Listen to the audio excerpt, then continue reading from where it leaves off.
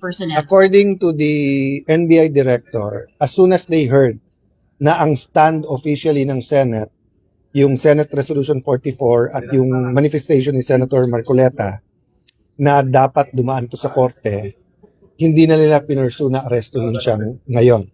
According to him, coordinated kay Senate President Tito Soto ang pagpasok nila.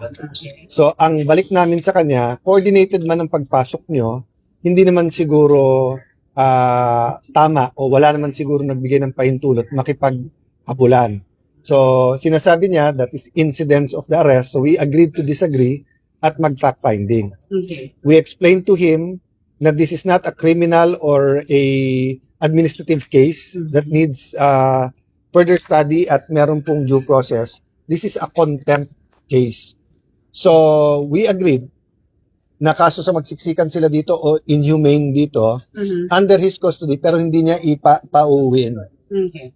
He will hold them in the NBI, he will ask them to explain, then write me officially tomorrow. Okay. Separate yun sa bugbugan. He promised me that if, kasi ang report daw una sa kanya, ang usahan na nakit. I showed him the video. So sabi niya, let him get to the bottom at asahan na paparusahan ang dapat parusahan. Okay. So hanggang doon pa lang kami, but I was saying nga, despite all of those assurances, I do know he has bosses above him. So Senator Bato will not be arrested tonight, but what about tomorrow? We will see what the rest of government says after tonight.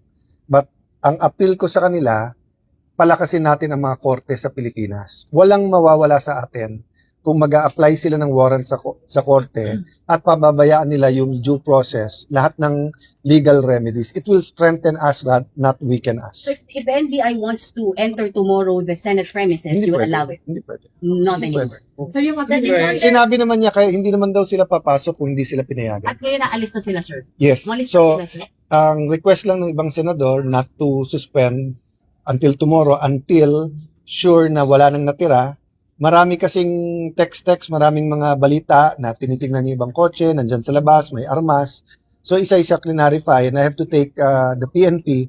Agad pinadala si General Aberin who is a well-respected officer at inassure niya ng police assistance. Hindi naman kailangan kasi between the NBI director, the ROSAA and General Aberin, parang nagkasundo naman sila na walang untoward incidents. But despite that daw, magsastasyon daw sila ng police starting tonight ata or early tomorrow No more morning. NBI operatives inside. No? Ang report sa akin right before this, nag-report daw ng wala, but umiikot ngayon ang Sergeant of Arms to make sure. Oh.